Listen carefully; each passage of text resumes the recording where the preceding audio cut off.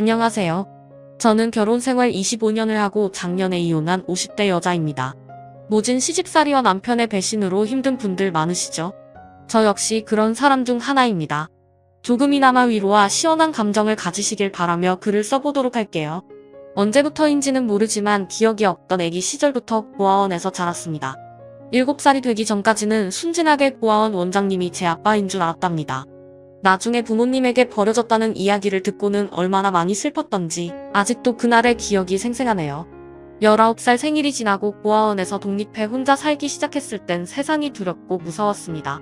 혈혈단신으로 살아간다는 게 쉬운 일이 아니어서 전쟁 같은 삶을 살아야 했기 때문이죠. 대학은 당연히 돈이 없어서 가지 못해서 고등학교 졸업장만 가지고 들어갈 일자리를 구해야 했답니다. 처음엔 우유 배달과 신문 배달을 하며 생계를 유지하다가 20살이 되던 해에 아주 작은 회사에 격리사원으로 들어갔습니다. 할 줄 아는 게 없긴 했지만 일을 가르쳐 주시는 사소님이 계셔서 열심히 배웠습니다. 그리고 고아원에서 살며 익히 눈치와 센스가 넘쳐서 윗사람들이 필요한 걸 미리 준비하고 일 처리하며 열심히 일했습니다. 덕분에 제 자리는 안전했고 오랜 시간을 일할 수 있었습니다. 그렇게 세월이 조금 흘러 제 나이 24시 되었을 때 처음으로 남자를 사귀게 되었답니다. 저희 회사의 새로운 경영사원이었는데 흠칠하고 멋진 사람이었습니다. 성격도 서글서글하니 사람들에게 사람 좋다라는 말을 참 많이 듣던 분이었습니다. 여하튼 그이가 저를 짝사랑하고 있었다며 어느 날 고백을 해주었는데 너무 설레서 아무 말도 못하고 부들부들 떨기만 했습니다. 그래서 며칠 뒤 다시 이야기를 나눴는데 저를 진심으로 좋아하고 있다는 말을 해서 어떻게 대답해야 할지 모르겠더라고요. 물론 그 남자가 멋지고 좋은 분인 건 알고 있었지만 연애 경험이 전무했던 저로서는 남자 사귀는 게 무섭기도 했고 인생의 걸림돌이라고 생각했던 것 같아요. 그래서 거절 의사를 밝혔는데 그이가 이틀에 한 번씩 꼭 저에게 고백을 하는 겁니다. 거의 2달 내내 거절만 하고 지냈는데 나중에 가서는 그이에게 너무 미안해서 식사라도 같이 하기로 했답니다. 그런데 그 자리가 첫 데이트가 되었고 연인이 된 순간이었습니다. 제가 살면서 그렇게 많이 웃던 날이 또 있을까 싶을 정도로 재밌고 즐거운 시간을 보냈죠. 그래서 저희 두 사람은 회사에서도 밖에서도 늘 붙어다니며 달달한 나날들을 보냈답니다. 세월은 빨리 흘렀고 사귄 지 1년이 지나자 그이가 결혼하자고 청혼을 했습니다. 전 아직 25밖에 되지 않아 내일 후년회나 하자고 대답했는데 남편이 강하게 밀어붙이는 바람에 결국 승낙하고 말았습니다. 얼마 뒤 시댁에 인사를 가게 되었는데 시부모님과 고등학생인 시동생과 시누이까지 복닥거리는 집안이더라고요. 고아인 저에게 한없이 부러웠고 이 집의 일원이 된다는 생각에 가슴이 들떴습니다. 하지만 약간의 예상대로 천의 고아인 저를 시댁에서 마음에 들어하지 않으셨습니다. 학력도 가족도 아무런 뒷배경이 없었으니 말이죠. 식구들은 저를 보고 한 번도 웃어주지 않고 조용히 침묵하며 식사만 했답니다. 그러다 시어머니의 말씀이 정막을 깨트렸습니다. 그러니까 고아원에서 살다가 나와서 여지껏 혼자 살았다고? 네, 어머님, 저에겐 가족도 없고 친구도 없습니다. 그리고 모아둔 재산도 거의 없어요. 아무것도 없지만 오빠를 진심으로 사랑합니다. 그러니 꼭 허락해주세요. 저는 외워둔 말을 토시 하나 틀리지 않고 말했습니다.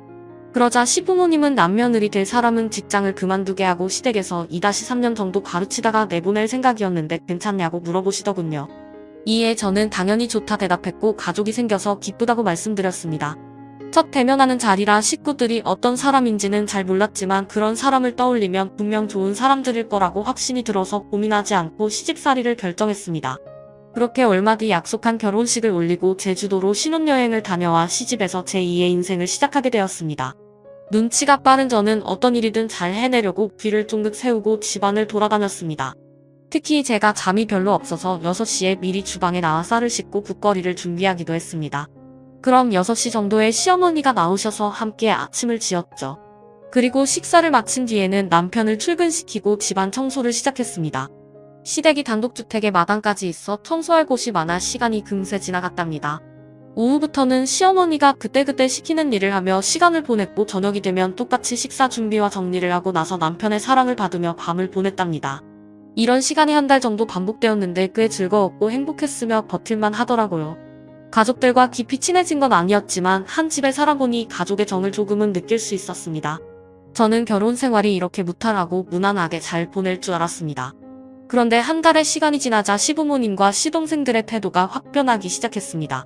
마치 수습기간을 거친 직원을 대하는 것처럼 본색을 드러내는 것 같았습니다. 나이가 10살 이상 어린 시동생들은 사춘기가 지났을 나이였는데도 저에게 히스테리를 부리더군요. 도련님은 반찬 투정을 심하게 하고 자기 방에 허락도 없이 들어와 청소하느냐며 성질을 부렸고 도련님은 자기 교복과 양말, 스타킹을 내 손빨래로 하지 않았냐고 악을 쓰며 대들기도 하고 세연이라는 말 대신 아줌마라고 불러댔습니다. 아직 어리고 미성숙한 시동생들은 그러려니 했는데 시부모님은 이보다 훨씬 더 심하셨어요. 아버님은 은퇴한 군인이셔서 하루 종일 집에 계시며 시시때때로 저를 불러 이거 해라 저거 해라 하며 찐우부리듯이 부려먹었습니다. 시어머니는 제가 시동생들과 시아버지께 시달리는 걸 노는 거로 간주하셨습니다. 저더러 집에서 하는 게 뭐가 있느냐며 쥐잡듯이 잡으셨답니다. 그래서 시아버지께 사과드리고 주방으로 나갔더니 아무것도 없었습니다. 어머님은 제가 직접 장을 봐오고 혼자 제사상을 차려야 한다고 하셨습니다. 남며느리가 해야 할 일이니 토달지 말고 당장 움직이라고 외름장을 놓으셨어요. 처음 제사 음식을 준비하는데 할 줄 아는 음식이 많지 않아 엄청 크게 혼이 났습니다. 그런데 시어머니는 가르쳐줄 생각이 없으셨는지 제사 관련된 책 한 권을 던져주시고 알아서 하라고 하시더라고요. 그래서 어쩔 수 없이 제사 준비를 어설프게 다 차렸다니 돌아오는 건 식구들의 무시와 막말이었습니다. 이따위 음식을 조상님 드시라고 차려놓느냐며 쌍욕을 먹었죠. 남편은 이런 상황에 닥친 저를 구해주지 않고 가만히 보고만 있었습니다. 나중에 제사가 끝나고 방에 들어가 왜 모른 척 했느냐고 물었더니 시집살이 중 아내 편을 들면 더 힘들어질 거라며 저를 위해 그랬다고 말하더라고요. 제가 겪고 있는 시집살이가 보통 가정과 비슷한 게 맞는지 궁금했습니다. 친구도 없고 친정도 없으니 어디에다 물어볼 데가 없어 답답했습니다. 이런 식으로 혼나고 돌려다니며 하루 종일 비지 땀을 흘리는 게 보통의 일상이었습니다. 결혼한 지 넉 달이 지나자 제 몸무게는 15kg 빠져서 거의 뼈만 남았답니다. 몸도 안 좋고 신경 쓰는 게 많아 머리도 아프고 속도 매일 쓰렸죠. 하루는 몸이 너무 피곤하고 힘들어서 새벽에 일어나질 못하겠더라고요. 그래서 늦잠을 자는 저를 깨우러 온 시어머니께 일하기 힘들다고 말씀을 드렸더니 불같이 화를 내셨습니다. 어머님 저 몸이 너무 아파요. 열도 심하게 나고 온몸이 무거워서 움직이기 힘들어요. 그래서 어쩌라고. 난 남이 아픈 거에 관심 같은 거 없거든. 당장 나와서 우리 식구 먹을 밥 차려. 저는 기어가는 목소리로 네. 오전만 쉬면 안 될까요? 라고 애원하듯 말씀드렸더니 제가 덮고 있던 이불을 걷어내며 팔을 잡아당겨 주방까지 끌고 가셨습니다. 결국 아무도 절 구해주지 않으니 천근만큼 무거운 몸을 억지로 세워서 아침을 차렸네요. 당연히 점심과 저녁에도 시아버지가 부르시면 달려가서 바둑을 두고 어머님이 부르면 집안일과 잡다한 일을 다 했습니다. 또 공부에 전념하고 있는 시동생들에게 간식을 챙겨주려고 늦은 밤까지 잠을 자지 못하고 시녀처럼 하루를 보냈습니다. 다른 어느 곳에 이탈하지 않고 똑같이 맴도는 톱니바퀴처럼 시대간에서 미련하게 일만 한 것 같아요. 저 참 바보 같죠? 누구한테 시집살이를 배운 적도 없고 구해주는 사람이 없어 이게 맞는 거구나 하고 푸념하고 이를 악물고 버텨갑니다. 그렇게 시간이 조금 더 지나 결혼 1년 차가 되자 시부모님이 이세 이야기를 꺼내시며 혼날 거리가 하나 더 늘었습니다. 살림으로 어머님께 심하게 괴롭힘 당하고 욕을 먹었다면 손자를 낳아야 한다는 강요와 압박을 주신 건 시아버지가 심하셨습니다.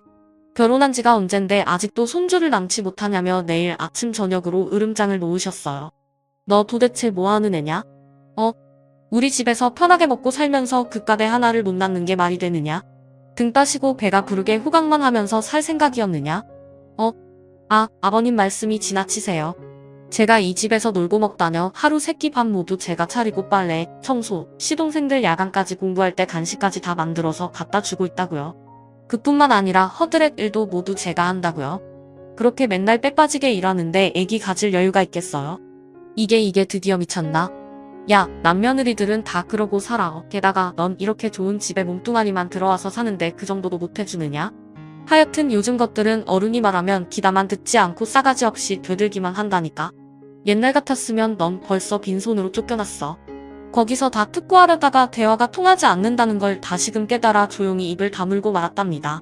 그리고 남편은 일을 다녀오면 피곤하다고 쓰러져 잠만 자서 아이를 가질 기회조차 없었습니다. 제가 아무리 달래면서 시도해보자고 해도 애정이 폭 식었는지 제 손도 잡아주지 않았습니다.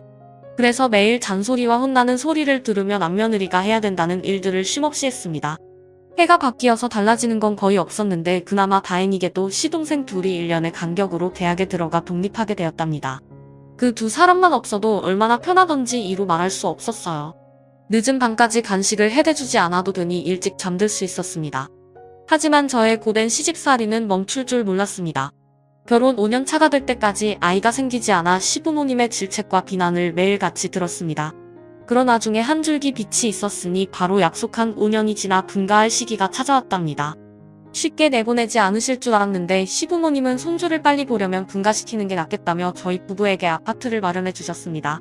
저는 속으로 만세를 외치며 해방의 기분을 만끽하며 드디어 살만한 인생을 살기 시작했습니다. 분가하고 나서는 남편에게 예쁘게 보이려고 화장도 하고 옷도 여러 벌 장만해서 꾸몄답니다. 그러자 그 이는 드디어 다시 저를 여자로 봐줬는지 매일 뜨겁고 무릇한 밤을 선물해줬습니다. 그 결과 한 달 만에 임신 소식이 찾아왔답니다. 그것도 시부모님이 그렇게 간절히 바라던 아들이 말이죠. 이 어머님은 이틀에 한 번씩은 저희 집을 찾아와서 맛있는 음식을 해주시고 떠나셨습니다. 그동안 시댁에서 쌓였던 서름과 섭섭함이 맛있는 밥 한 그릇에 내려가 버리더라고요. 제가 참 단순하죠. 그런데 누가 저만을 위해 밥을 해주는 게 거의 처음이라서 감동을 받을 수밖에 없었습니다. 저는 퇴교를 잘해서 이듬해 건강하고 귀여운 아들을 출산했습니다. 모든 엄마들은 아시겠지만 그 순간은 제 인생 최고의 순간이었던 것 같아요. 울고 울고를 반복하며 아들에게 입맞춤하고 안아주길 반복하면서 실컷 행복을 즐겼네요. 그렇게 아들을 낳고 얼마 지나지 않아 또 아이를 가지게 되었습니다. 둘째는 딸이라는 소식에 너무 기뻤답니다.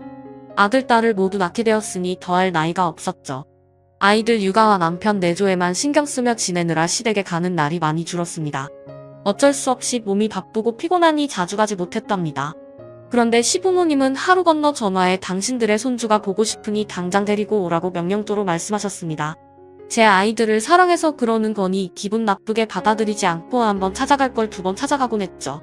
시부모님은 아이들이 거룩말을 떼기 전까지는 무지 예뻐하고 귀여워해 주셨는데 세월이 흘러 첫째가 5살이 되자 애정이 식어버리셨습니다.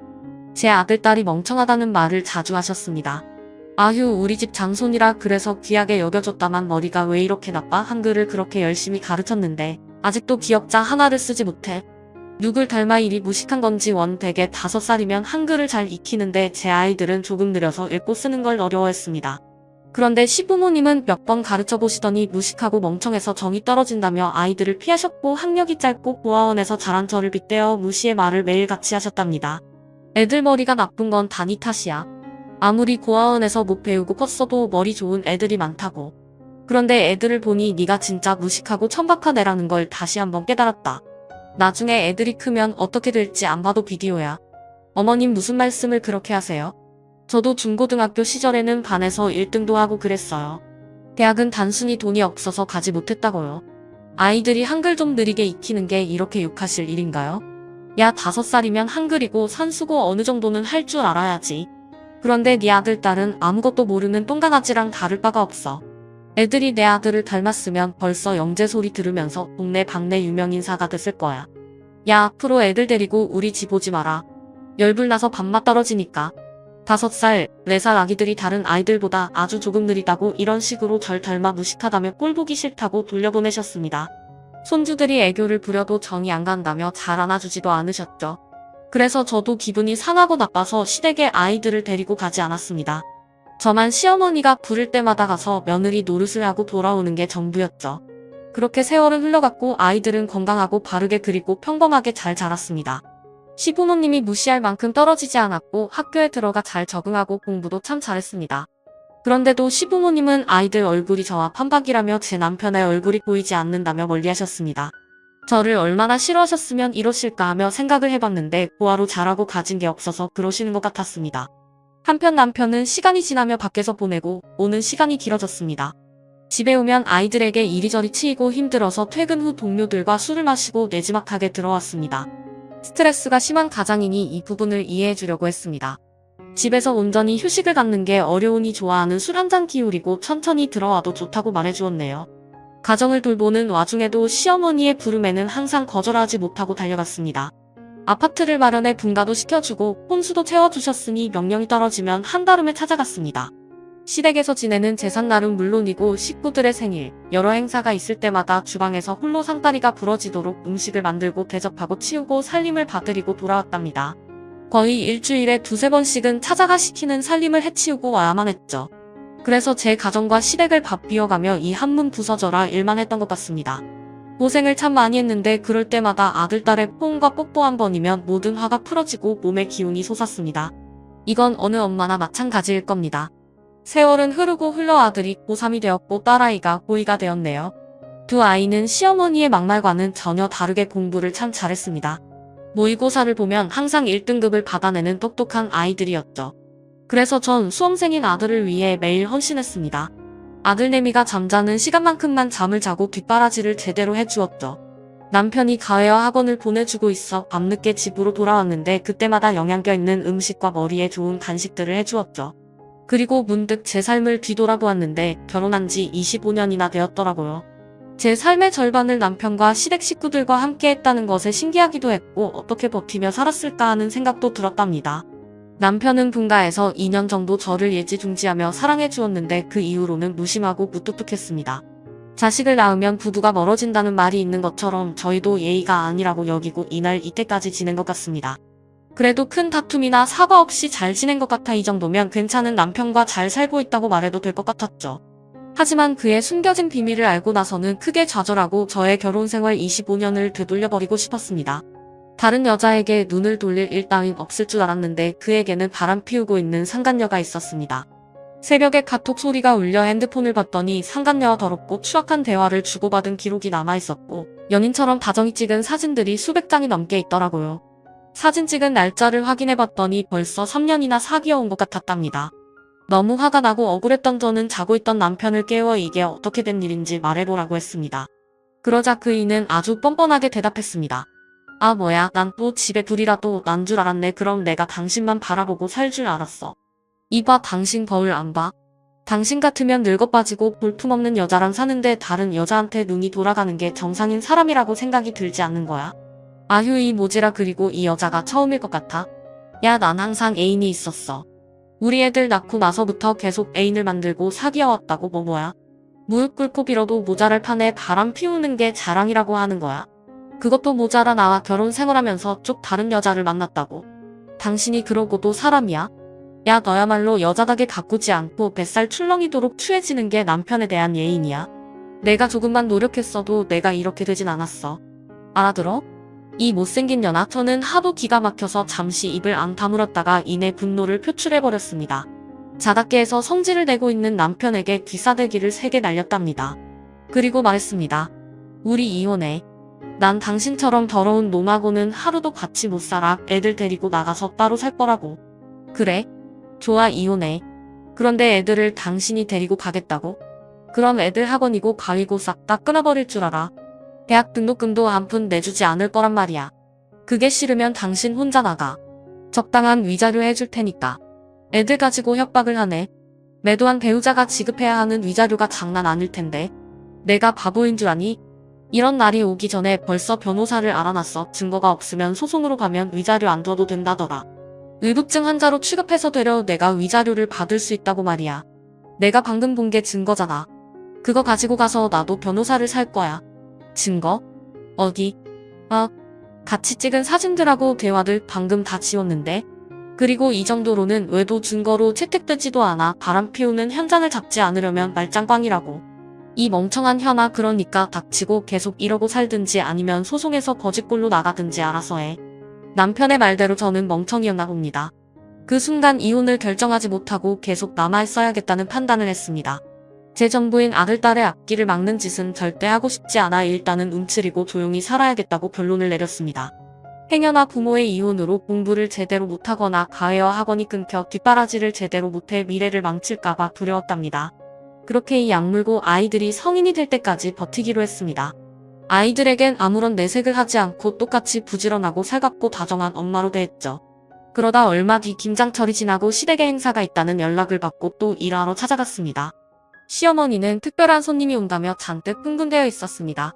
오늘 우리 집안에 병원장 딸이 오다니. 가문의 큰 영광이다. 우리 둘째 아들의 의사랑 결혼하다니. 아이고 좋아. 어머님, 도련님이 결혼하세요? 저는 아무것도 들은 게 없었는데. 넌 내 남편이랑 대화를 안 하느냐? 하긴 너 같은 무식한 애랑 무슨 대화를 나누겠냐? 어쨌든 오늘은 특별하고 잘난 내 며느리가 오는 날이니 밥상을 거하게 차리도록 해라. 시장에 가지 말고 백화점 가서 굴비랑 비싼 재료들만 사와라. 아, 네 어머님 알겠습니다. 다녀올게요. 시어머니 카드를 받아들고 집에서 좀 거리가 있는 백화점을 찾아갔습니다. 최고급 굴비와 한우, 그리고 해물까지 장바구니에 가득 채웠답니다. 또 시어머니가 시킨 대로 수십만 원짜리 와인까지 사서 백화점을 나왔습니다. 시댁으로 돌아가 누군지 모를 여자의 초대상을 몇 시간 동안 차렸답니다. 역시나 아무도 저를 도와주지 않고 구경만 하더군요. 그래도 예전 같으면 욕을 바가지로 먹으며 음식을 했을 텐데 25년간 솜씨가 많이 늘어서 지적받는 일 따위는 없었죠. 그렇게 한참의 시간이 흐르고 초대상을 차려놓았더니 남편을 포함한 시댁 식구가 모두 모였습니다. 저는 예비 동서를 만날 생각에 화장을 하고 자리에 앉았습니다. 그랬더니 시어머니가 호통을 치시며 말씀하더군요. 야, 너 지금 뭐하냐? 설마 너도 여기 앉아있으려고? 네. 어머님, 저도 이 집 식구잖아요. 당연히 동서랑 인사해야 하는 거 아닌가요? 아서라, 내가 있을 자리가 아니야. 가방끈 짧고 무식한 고아년이 합석할 자리가 아니라고. 우리 새로운 며느리가 널 보고 크게 실망해서 결혼을 안 하겠다고 하면 어쩔 거야? 수준 안 맞으니까 넌 저기 뒷마당에 나가 있어라. 거기서 대기하다가 내 며느리가 자리를 뜨면 그때 들어와서 설거지하고 싹 다 치우고 가라. 어머님 너무하세요. 25년 동안 이 집의 며느리로 고생하면서 지냈는데 창피하고 부끄러워 하시다니요. 그리고 제가 얼마나 무직하다고 이렇게까지 하시는 거예요. 아, 그년 참말 맞네. 우린 너를 항상 쪽팔려 했어. 무식한 소리 할까 무서우니까 당장 뒷마당으로 꺼져. 빨리. 그 순간 시아버지와 시동생들 그리고 남편까지 아무런 말을 하지 않았습니다. 모두 저에게 나가 있으라고 눈빛을 보내고 있더라고요.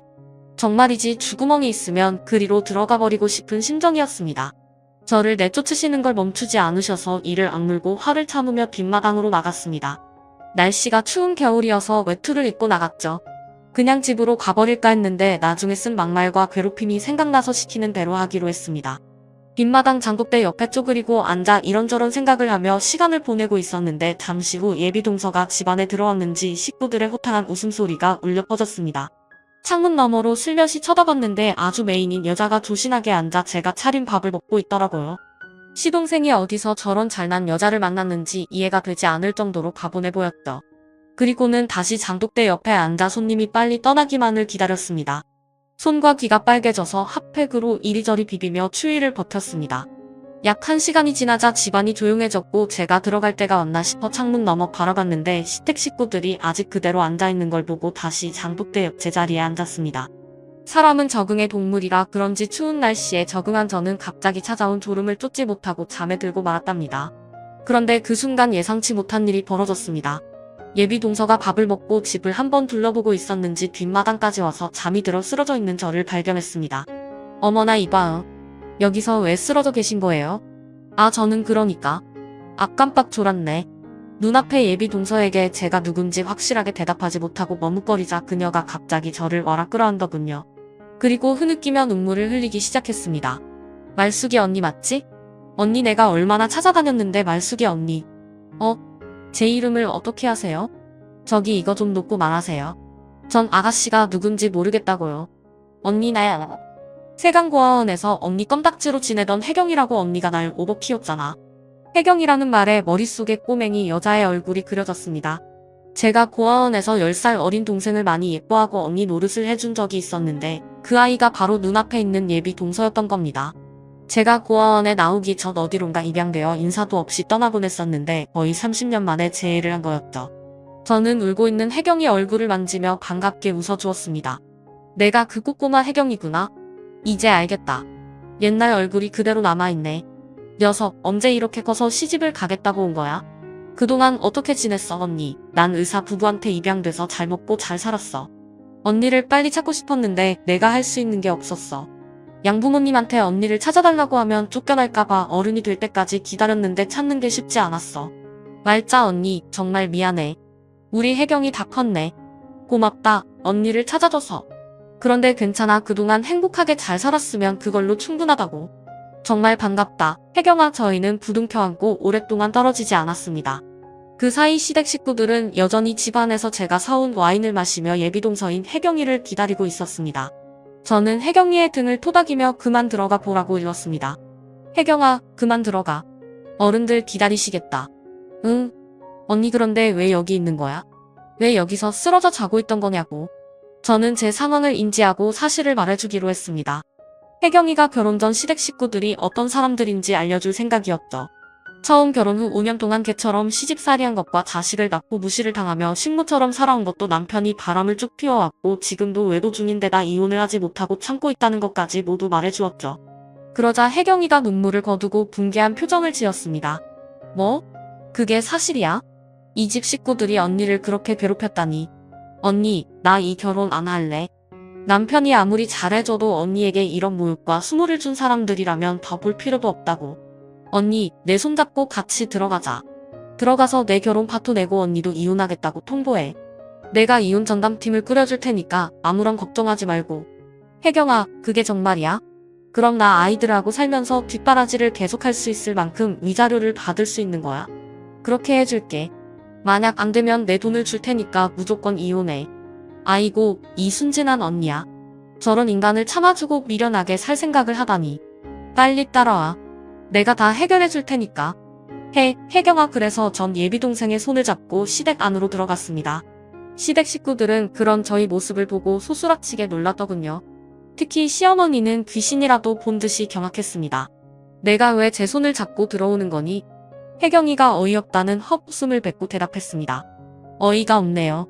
여기 계신 분들은 모두 인간 이하의 존재들이네요. 멀쩡한 가족의 말자 언니를 병원장 딸인 저에게 보여주는 게 창피해서 뒷마당에 방치하는 게 말이 됩니까? 어쩜 다들 하나같이 쓰레기 같으세요? 세아가 내가 뭔가 오해를 한 모양인데 귀가 입맛이 없다 해서 밖에 나가 있던 거야. 그리고 내가 추우니까 들어와 있으라니까 자기가 먼저 잘난 동생 옆에 있으면 비교될 것 같다면서 자리를 피한 거라고. 거짓말을 눈 하나 깜짝 안 하고 뻔뻔하게 아주 잘하시네요. 이봐요 아주머니, 이 언니는 내가 고아원에서 지낸 3년의 세월을 엄마처럼 보듬어주며 키워준 사람이에요. 나한테는 이 세상 누구보다 귀한 존재라고요. 그런데 감히 당신들이 말자 언니를 평생 괴롭히고 갈시에 오늘은 병원장 딸이 온다고 쪽팔린 존재니 쫓아냈다가 밥상 치우라고 시켰다면서요. 정말 상종도 하기 싫은 개같은 집구석이네요. 나 이 결혼 안 할 거니까 그런 줄 아세요. 그리고 아주머니, 말자 언니를 두고 계속 바람 피웠다면서요. 내가 이혼 전담팀을 꾸려서 본때를 보여줄 테니까 각오하고 있어요. 그동안 댁들이 언니한테 빼앗아가고 부려먹던 모든 것들을 하나도 빠짐없이 받아줄 테고 생지옥이 뭔지 보여드릴 겁니다. 알아들어요? 혜경이의 무서운 경고에 겁을 먹은 시어머니가 말을 더듬거리며 대답하더라고요. 예, 그러니까 우리 둘째랑 결혼 패토 내고 첫째를 이혼시키겠다고. 이러지 마라. 우리끼리 잘 해결하면 되잖니. 그러자 시동생 얼굴이 사색이 된 얼굴로 말을 이었습니다. 아, 안 돼. 혜경이 오빠들 변호사야. 대한민국 최고의 로펌에서 일하는 간부들이라고. 엄마, 결혼 패토만 문제가 아니라 형 인생이랑 엄마 아버지 인생까지 조져버리고도 남을 사람이야. 로펌에서 호랑이로 불리는 사람들이란 말이야. 우리 빌어야 해. 형수한테 빌어서 고소를 막아야 한다고. 시동생이 구구절절 혜경이 오빠들이 얼마나 무서운 변호사들인지 설명하며 인생 끝장나기 싫으면 다들 용서를 구해야 한다고 설명하더군요. 이에 남편과 식구를 모두 시퍼렇게 질린 얼굴로 나란히 무릎을 꿇었습니다. 먼저 시동생이 저에게 용서를 구하고 혜경이와 결혼을 꼭 하자며 달래는 말을 했고 남편이 저를 올려다보며 두 손을 빌며 사과했습니다. 여보, 내가 미안해. 바람 피운 건 무슨 변명으로도 용서가 안 된다는 거 알아. 하지만 우리 함께 지낸 세월이 있는데 꼭 소송으로 가야겠어? 나 지금 만나는 여자 바로 정리할게. 그리고 당신에게 최선을 다하는 남편이 될 테니까 한 번만 기회를 줘. 참, 그 당당하고 뻔뻔한 놈은 어디를 가고 꼬랑지 내린 강아지가 된 거야. 왜? 혜경이 집안이 어마무시해서 겁나니? 야, 내가 너 같은 놈하고 결혼해서 험난하고 힘들게 산 걸 생각하면 가슴이 터질 것 같아. 그래도 애들을 보고 참고 참아왔는데 바람을 피워 성실한 남편으로 연기하고 기만하면서 절대 용서 못해. 어머님, 아버님, 도련님, 아가씨도 다 마찬가지예요. 날 집에서 밥 해주고 빨래해주는 사람 이상으로 생각해준 적 없으시죠? 저도 이제부터 당신들을 인간 이하로 대접해주겠어요. 제대로 된 똥맛을 느끼게 해줄 테니 각오들 하세요.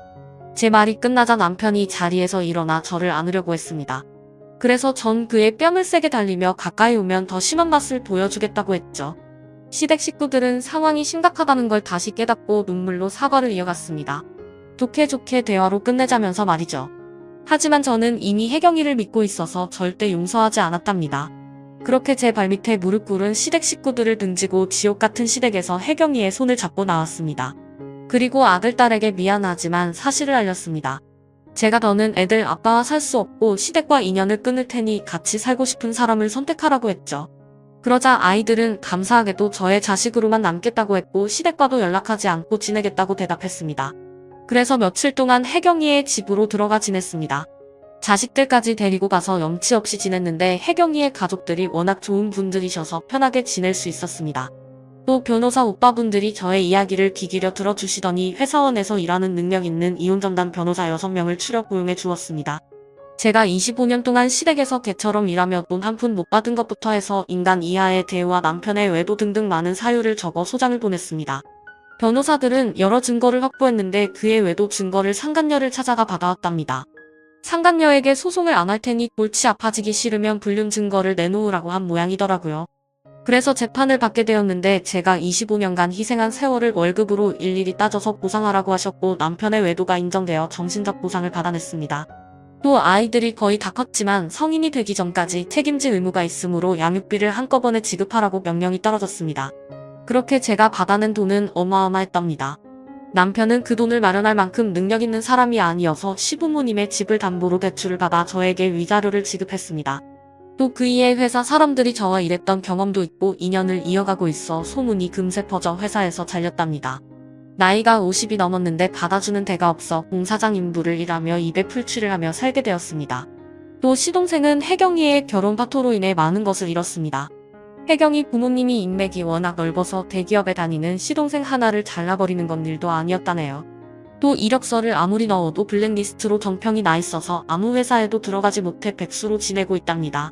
과거 잘나갔던 삶을 그리워하며 맨날 술을 퍼먹고 지내다가 돈이 다 떨어져서 고시원 방에서 쓸쓸하게 지낸다네요.